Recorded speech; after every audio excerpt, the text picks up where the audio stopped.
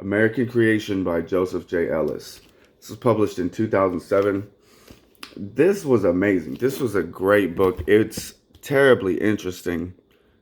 Um, I really enjoyed this book so much that I got another two of his books. He has a whole bunch of them, and I guess he's like the modern top scholar of the Revolutionary era.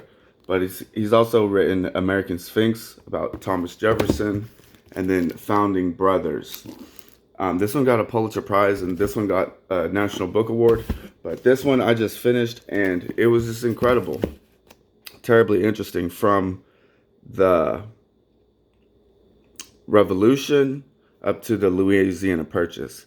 It covers Washington, um, Alexander Hamilton, James Madison, Thomas Jefferson, and McGillivray, the Creek statesman. And yeah, it's just terribly interesting, man. Like it's political. It's not all about the war. It doesn't mention battles too much, but it actually makes the politics extremely interesting.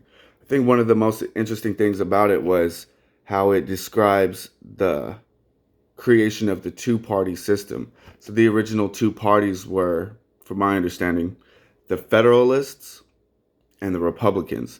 And so the Federalists saw a need for strong federal government, for executive power. And they saw that if the United States of America was going to survive against European monarchies, it needed to have a strong federal government. And the Republicans favored the states' sovereignty. And it was a huge political battle, and it came down to the interpretation of the Constitution. So the Federalists said that the federal government has every power. The federal government has every power that's not prohibited to it by the Constitution. And the Republicans said that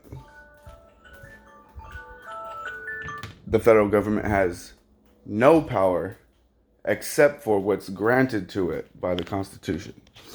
And so this is a great big argument. And on the Federalist side, you have George Washington, Alexander Hamilton. He wanted to create the National Bank. And on the Republican side, you have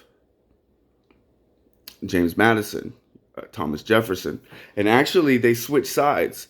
They switched sides because Thomas Jefferson was for federalism before he thought it became monarchical. He's like, oh yeah, we needed a strong federal government, until he saw like the real power of it. He thought it was oppressive. He's like, you're just recreating a new tyranny. And the buzzword was monarchical.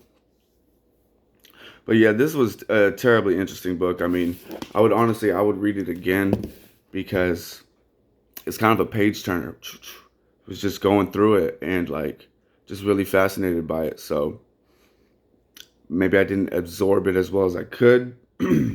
But he has written a bunch of more books. I got American Sphinx that I want to get into. This one a National Book Award, and then Founding Brothers. This one got a Pulitzer Prize. This one didn't get any prize, but I just thought this book was amazing. It's like I wanted to do a review on it. I've read a few books in the past few months, but this one I thought it really deserves some recognition, and I highly recommend it. It's just really interesting. I mean, it's almost been 250 years, and it just kind of stoked an interest for American history. from where it started to where it is today, it seems like it's just so much different. It's so much different. It's it's like a different it's like a different world, man. I think that a lot of the things that Jefferson was warned about have come to pass, and a lot of the things that he dreamed of have come to pass. So, some of it's good, some of it's not very good. Like it talks about the major problems with the revolution was with the Indians and with the slavery. So obviously those were glaringly conflicting with the Republican values that the American Revolution was about, right? Self-sovereignty, freedom and liberty, right? Property rights, you know, and how they struggled with these problems, and the solutions that they didn't come to. So it's very humanizing. That's another thing I really liked about the book, was that it described these events and these people not as good guys, not as bad guys, not as monolithic legends, not as criminals, but as people in a story working with the forces of nature, the forces of history. Um, you know, because you could say that Washington and Jefferson, that they were great men, but they also existed in a time and a place that allowed them to be great men. And they also had their problems. They also had their struggles. Another thing I found it really interesting was that, um, like the first few presidencies, they saw it as shameful to campaign for office. They're like, if you need to promote yourself to get power, you shouldn't have power. Obviously, Washington was a shoo-in for the presidency. Um, Adams, Jefferson, it was it was assumed, like, well, these were these are our founders. They were there in the revolution. We're gonna put them up for president. And nowadays the campaigns are like so extreme. You know, I don't know how much money they spend on campaigning for offices, but I just thought it was very interesting. Like, they considered it to be a disgraceful. Like, if you have to promote yourself, they consider it like you're like a demagogue. You have to manipulate people to get them to vote for you.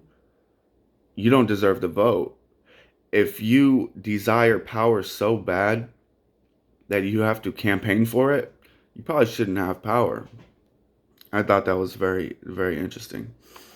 So many things were interesting about this book. I really just really thoroughly enjoyed it, and I plan on reading more from this author. Like I said, there was a couple of books I've read over the past few months, and this one really stood out. This one really stood out as a winner. So I wanted to do a quick review.